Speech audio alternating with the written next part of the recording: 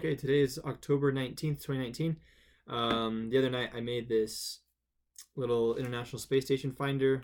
I followed a tutorial here at this website that you see on line 3.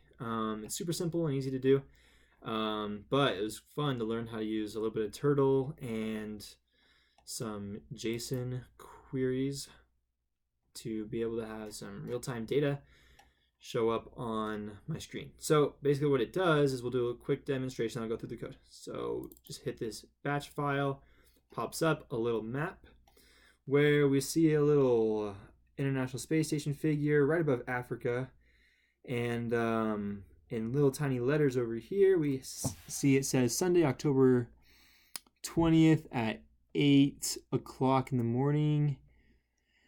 That is actually telling me that the International Space Station will pass over this area at that exact time tomorrow, which is actually a few minutes before I wake up in the morning. So anyways, so it doesn't automatically refresh, but all I have to do is come over here and rerun the batch file, and you can see that the space station has moved a little bit. So the other cool part is you can actually see there are 6 people on the space station, and these are their names. This is the latitude and longitude of the station when the program runs, and then you just hit whatever key you want to exit the program. In this folder I have the map, I have the space station icon, the main code, and the batch file that I just whipped up so that I don't have to go into the command prompt every time. Great. So the code looks like this. All right. We import the JSON so we can do these JSON queries, import Turtle so we can draw stuff, and do, I'm not really sure what this library does, but I'm pretty sure it has something to do with us capturing stuff from the internet right here on line 12. Also, this time library is crucial. So we have a couple variables. This basically goes and gets what the JSON query returns, okay, and then this kind of helps me filter through it or open that, and this actually loads in all of those names of the astronauts. So we print out result.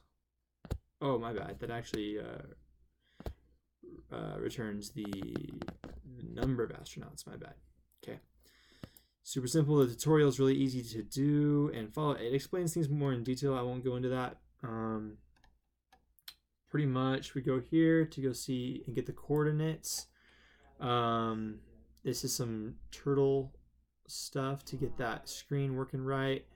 This is for the picture of the space station.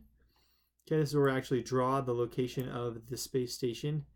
And remember that cool little yellow dot where it shows my current latitude and longitude, and when it's going to pass over that place?